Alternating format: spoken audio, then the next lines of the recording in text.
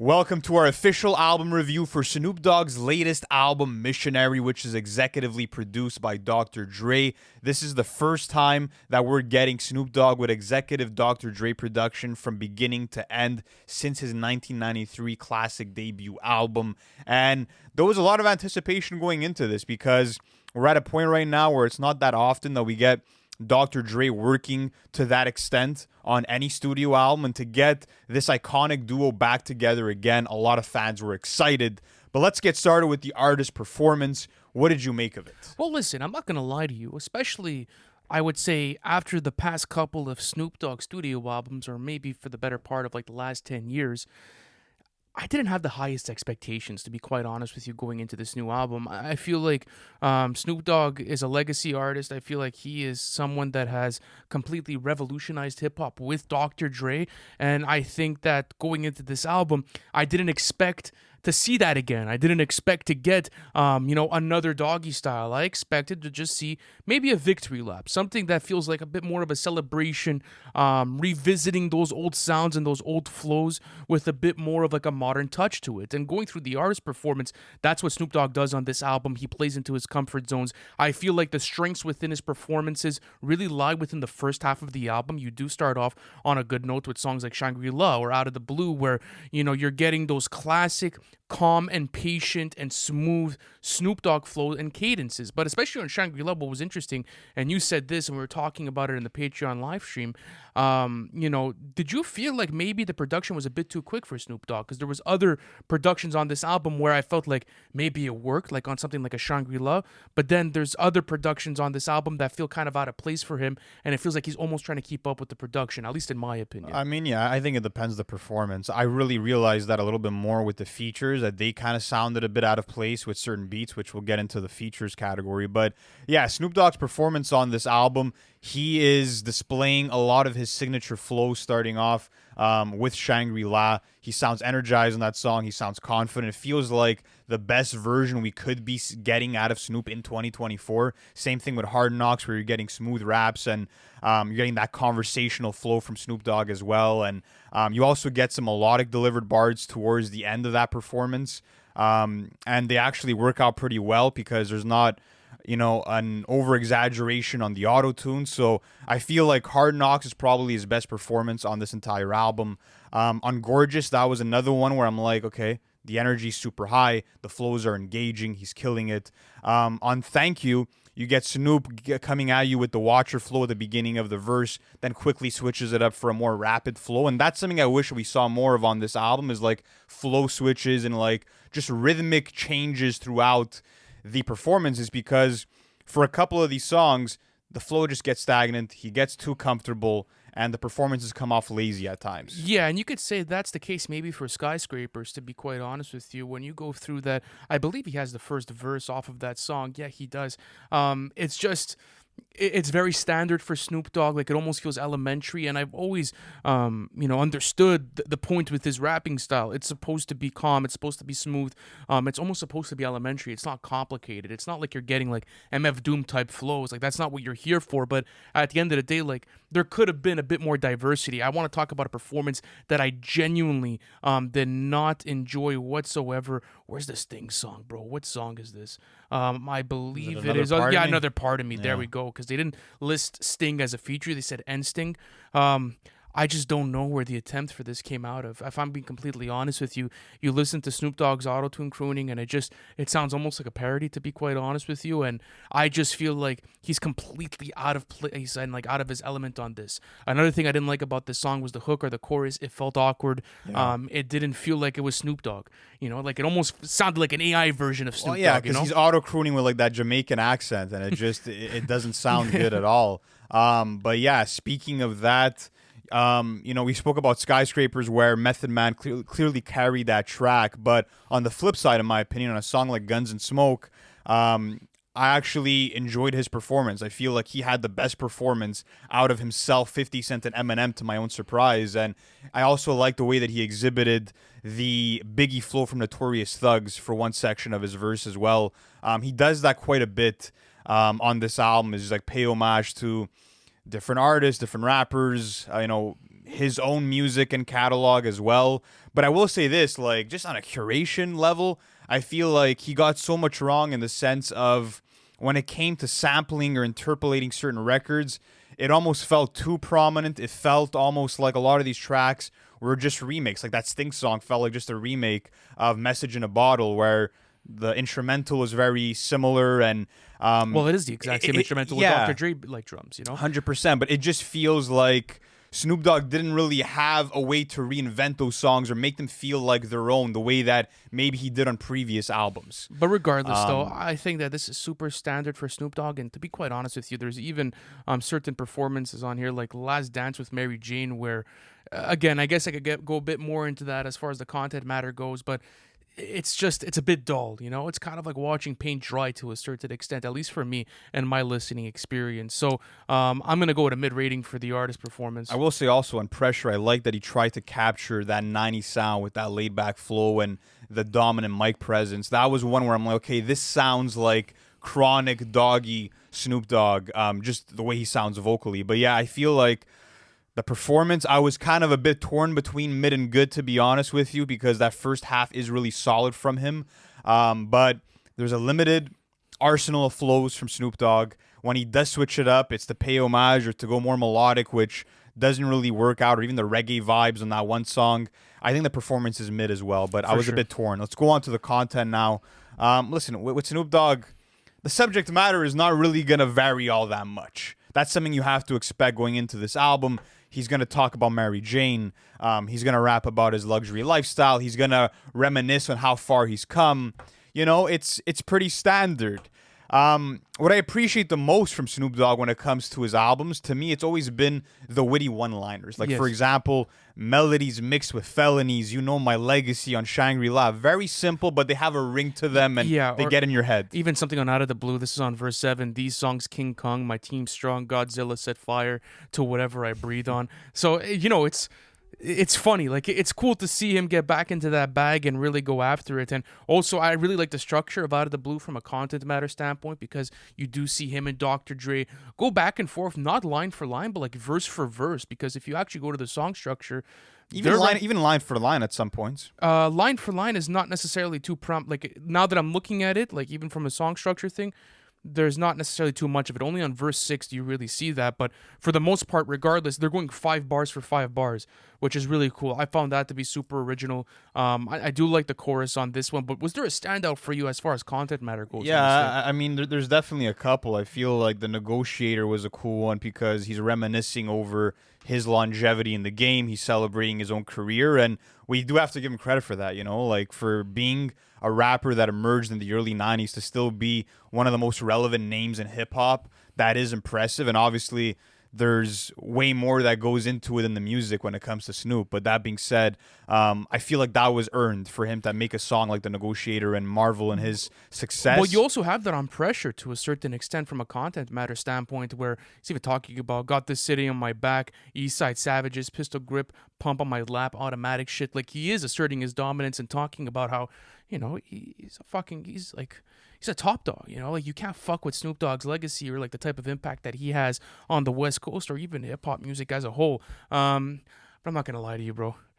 There's not much going on lyrically or even like content matter wise with this album. One of the more interesting ones though was definitely One Last Dance with Mary Jane, where he romanticizes his Mary Jane habit. He personifies Mary Jane, and kind of it was cool to get like the backstory of like, you know, I was 5 years old when I smoked my first joint, and sort of showing you the escalation of his history with Mary Jane, how he started selling it, and like that was refreshing to me. I'm like, this is different. Like, there's actually some topical focus here for more than just a couple of lines. So that was one of the highlights for me on the song. Thank You. He's thanking himself for being, you know, a landmark artist for the West Coast. Some of the worst lines of the year as well on this album, like, she said she wanted to eat a hot dog. I'm a relish it. That one was a good one. That was a good one. What else? This was pretty funny. These guys acting hard for nothing, fuck Cialis. Or this one, the random diss towards, where was it here? Towards Forrest Whitaker. He said, you know, this shit could get ugly as Forrest Whitaker. sort of random as this. Yeah, but another thing too is there's a bit of filler on this album as far for as that sure. goes. And to be honest with you, it's a lot of filler on this one. Even on the first verse of Skyscrapers, duffel bag on the floor, blowing fast, let it go, raise a glass for the coast, we the last of the goats. And Snoop Dogg's never been the greatest songwriter, but I think that in the past we were just gravitated by the catchy flows and the cool rhythms and just the originality of his vocal inflections. But that's something else that I'll speak about. Maybe my overall thoughts. The hooks were underwhelming, and Yeah, it was that's super something underwhelming. that's super pivotal for a Snoop Dogg album. But content is going to be mid, Yeah, without it was a doubt. mid for sure. All right, production. Features first. You want to do the features? Or Oh, production? for sure. We always go the features first. Okay, let's do the Let's features. speak about the features, man. So we had Eminem, 50 Cent, BJ the Chicago Kid, Dr. Dre on vocals, Janae Aiko, Sting, Method Man, and many more. It felt like almost every song had a feature performance Well, if you on this really album. go through it, there's 1, 2, 3, 4, 5, 6, 7, 8, 9, 10, 11, 12, 13 songs out of 15 on That's this it. track list Exactly. So. that have features on it. And I think that it was cool to see so many people show up for Snoop Dogg's album.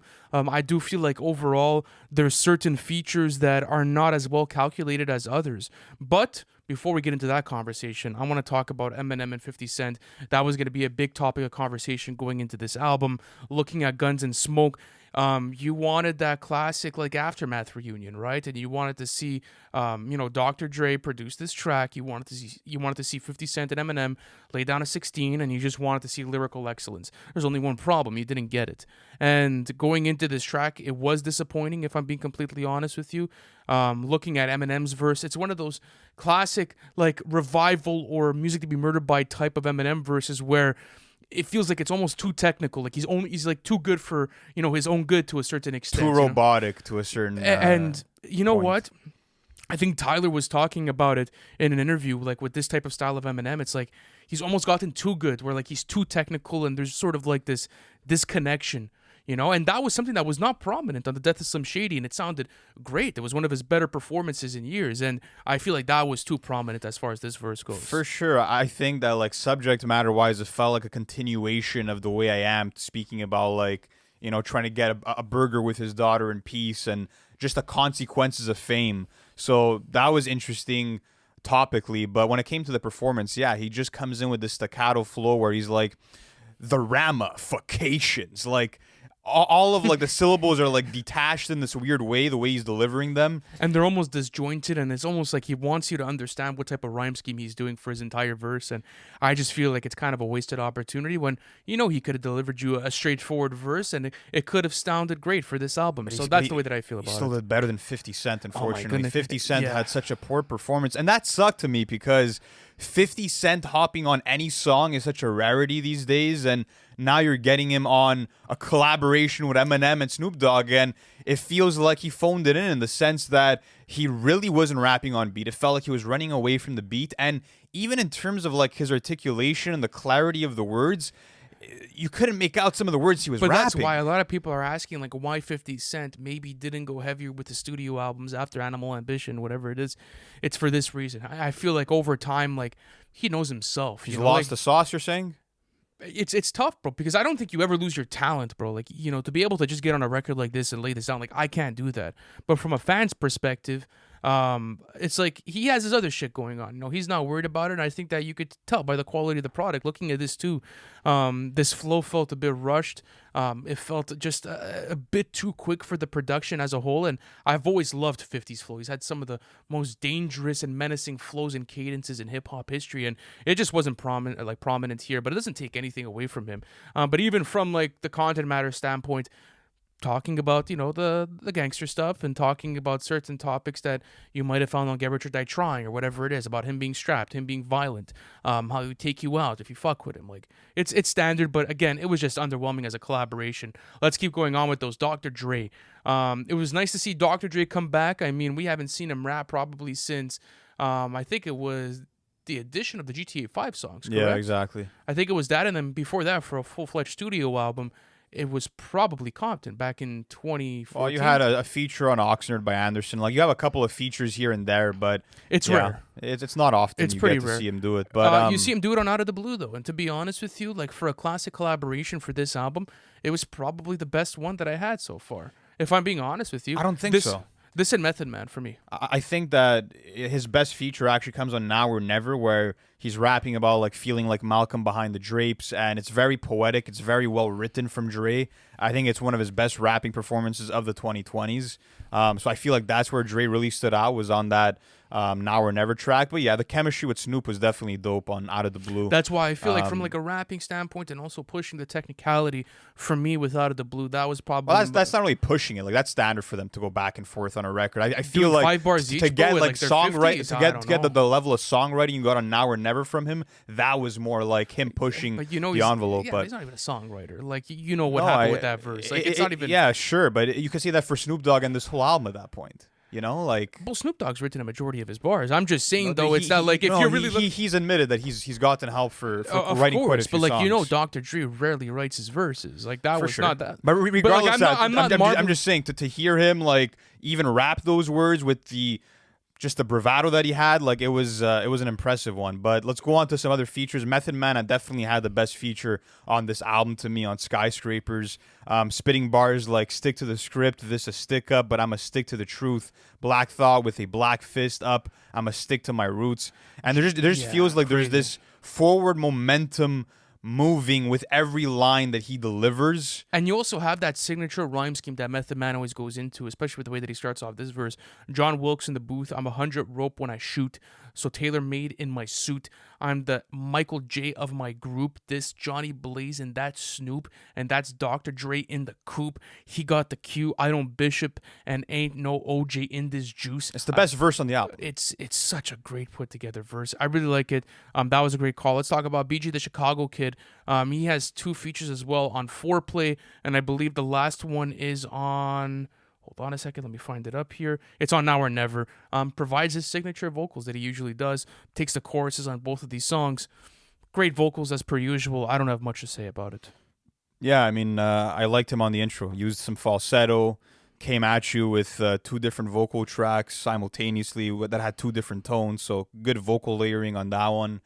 Let's talk about Janae Aiko, who was on Gorgeous. I feel like she definitely delivered one of the best choruses on the entire album, coming in with these silky vocals, playing into the topic at hand, which was like just this, erotic adventure, but between That's two what she's people. gonna do. But yeah, that's what it is. It That's makes what sense it is for the for- song. It's a It standard. fit. Yeah, it's a standard Janae Aiko performance. fit She's well. always wonderful. There's no criticisms with Janae. As far as other features go on this, let's talk about Jelly Roll. Jelly Roll was on Last Dance with Mary Jane. I don't know why Jelly Roll's making appearances on all these hip hop albums. Like I get it, I understand why, but I just, for myself at least, when you're going into Missionary, do you really want like country singers coming in and like delivering those types of performances? In my personal opinion, I don't, if I'm being completely honest with everyone here. Well, that's it. It just sticks out like a sore thumb on the track list, and you know what the play is. Country is obviously in these last couple of years has had a massive resurgence, and now it's the cool thing. It's the marketable thing to do. It's a way to maybe boost some streams, have a crazy hip hop country crossover. I'm getting fed up of it, and I just feel like, sure, Jelly Roll has a pretty cool raw singing voice. I'll give that to him, but again, it didn't belong on this track list. Apart from that, you also get Sting on Another Part of Me, where he's dropping F-bombs and he's spitting bars like time is present, I stay active, mom is laughing when we's rapping. W. It's just like, it just feels W so Sting. like inauthentic for Sting, It's just like, what is Sting. this doing here? I guess it was just like sort of a moment. Maybe he was in like the studio with Snoop Dogg. They're probably blazing one up. And He wanted to hang with the cool Yeah, he kids. was like, Snoop Dogg was like, bro, you want to get some lines in here and just do it? See, yeah, I'll do it. Fuck it. And they did it, and it probably made the album. I think it's like it's such a joke song for me as a whole and as a collaboration. I feel like they were just probably fucking around with this one. I guess, bro. But overall, I feel like the features were good. I feel like there was definitely some miscalculated ones. But if it wasn't for like BG the Chicago Kid, Janae Aiko, Method Man, this could have easily gone down to mid. No, yeah, I think that the feature list is good overall. I mean, there was definitely maybe an overabundance of them. You didn't need as many as you got, and there were some that, like we said, just didn't make sense in terms of collabing with Snoop at all. But yeah, I think those strong enough performances to get a good rating. But let's talk about the production. Dr. Dre at the helm of every single beat, obviously, with the help of them joints, of producers such as Sam Snead was on Boogs this the as well. Beast, I believe, as well on a couple. So yeah, but ultimately, I think the biggest surprise and disappointment that came with the production for me on this album was that they had a golden opportunity to at least have a couple of G-Funk beats, but bring back the G-Funk and modernize it for these times, and they decided not to do it. There's times where I'm listening to the instrumentals on here, and obviously the Dr. Dre percussion is always gonna fucking hit hard, bro. Every single time. That being said, it almost sounded like some of these beats were more inspired by like the Virginia Timbaland era than they were like the signature Snoop and Dre style. But you do get certain ones, okay? So talking about Gorgeous, what's cool about that song is like those keys almost feel like really close to the keys that you hear on Ackright. And that was something that I really enjoyed as far as the production goes. Even at that, I really do like productions on here, like something like a Hard Knocks where you get that crazy beat switch at the end, and then you get those menacing synths that come in, and like that West Coast power feels as prominent as it ever does on Hard Knocks. Then something like Shangri-La, the sample flip was absolutely great.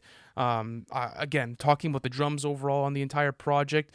I don't know. I was kind of split on the production, but I'm going to be completely honest with you. I did expect maybe a bit more because Dr. Dre, even when he does get into his executive producer bag or touches anything, still at this age, it comes out fucking. It's so sick, bro. But I just. Like you said, there's maybe a bit of a disconnection on this album for me as far as produced songs go. There is, and like they definitely tried to go for a grandiose sound. You're getting a lot of live instruments. Like for example, you were talking about Hard Knocks. Like it sounds like there's a grandiose orchestra at play because you have the trombone, you have the saxophone, you have trumpets ringing off. Like there's really like a whole fucking a whole orchestral piece at play there. But certain beats end up sounding a little bit overproduced, in my opinion. And that's something that Dr. Dre always strived for, was like to give you the stripped back instrumentals that strive in their simplicity. And you do get a couple of those, like Thank You, where you're just getting this exhilarating bass line, these hard hitting drums, and that's all you need to feel. If I'm being completely honest with you, bro, I think when I look at what Dr. Dre like maybe contributed to this track list, the reason why there's so many different producers and chefs in the kitchen, I don't feel like he had as much of a hand on this album maybe than he did on, I don't know, other projects that he produced, because it can't be.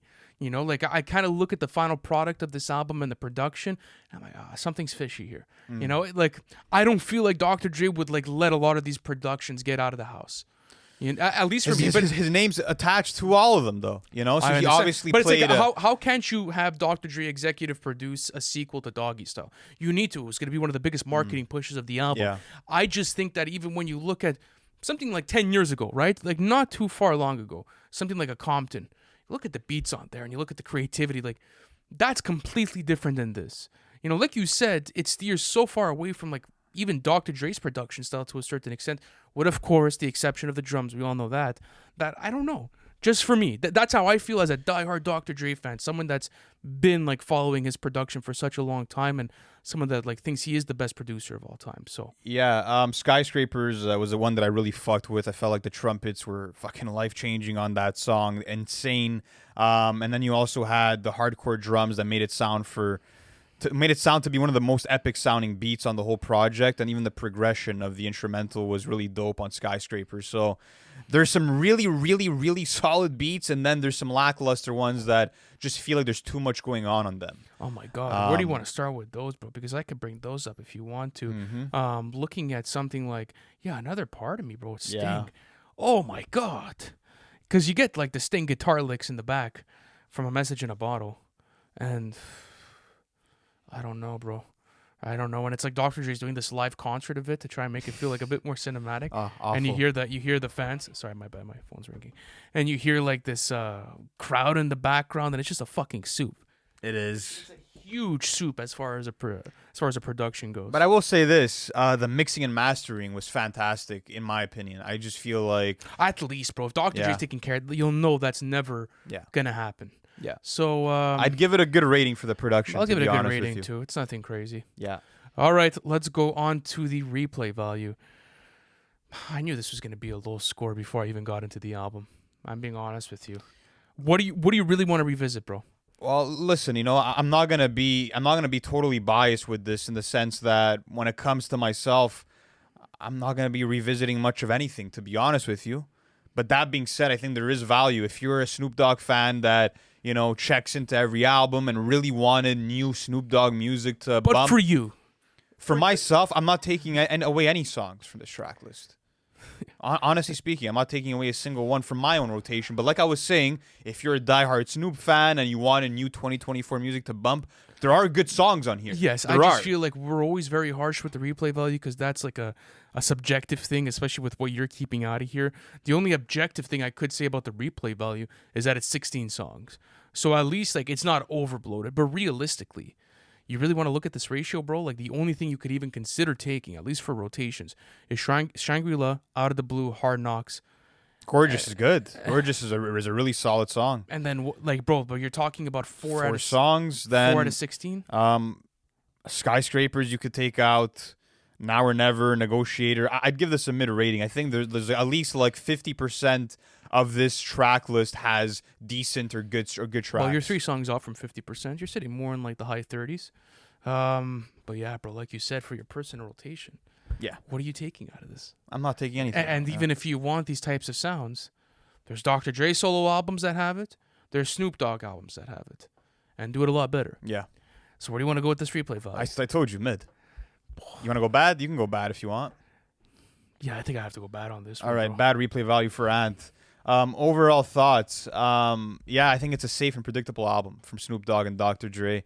I'm disappointed that there wasn't much more of a G-Funk influence just because this is a sequel and you do expect sonically for there to be some similarity, and there wasn't much of that in my opinion.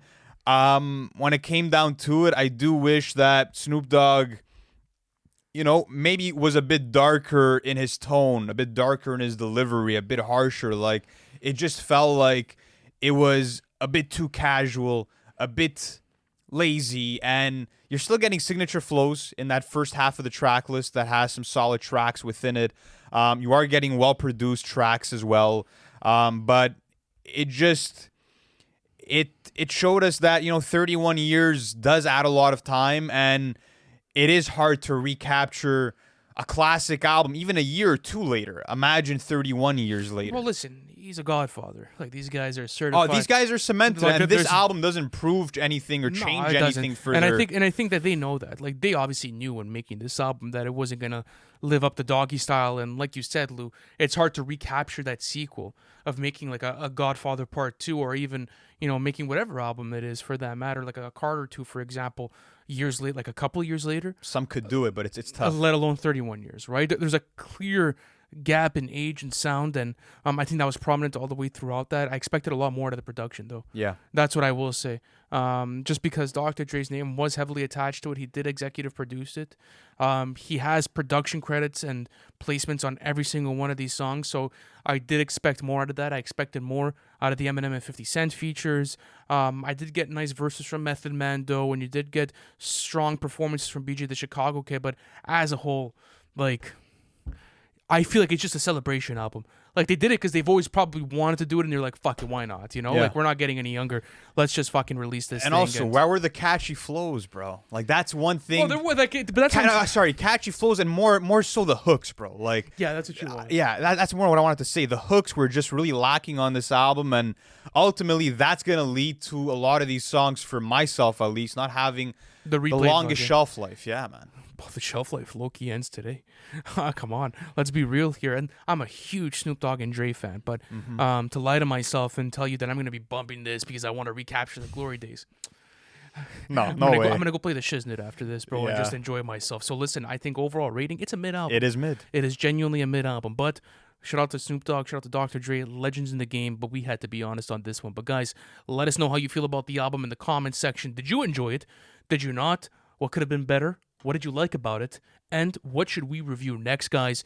End of the year is upon us. December 29th, award show. If you guys are interested in that, turn on the notification bell to keep up with our weekly uploads. Much love, everyone, for staying at the end of this episode, and we'll catch you in the next one. Peace.